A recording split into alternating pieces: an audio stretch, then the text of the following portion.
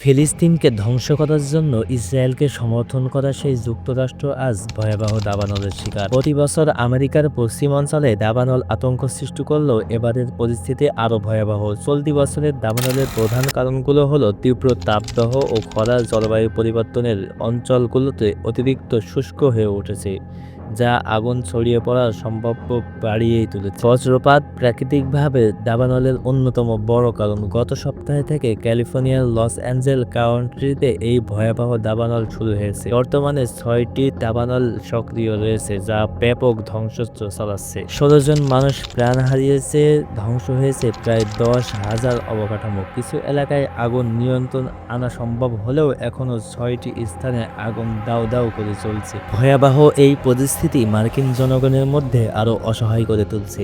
এখন প্রশ্ন হলো, এই দাবানলের জন্য কেবল প্রাকৃতিক কারণে দায়ী নাকি মানব সৃষ্টি পরিবেশের ধ্বংসের ফলাফলও দায়ী? আপনার মতামত জানাতে ভুলবেন না কিন্তু।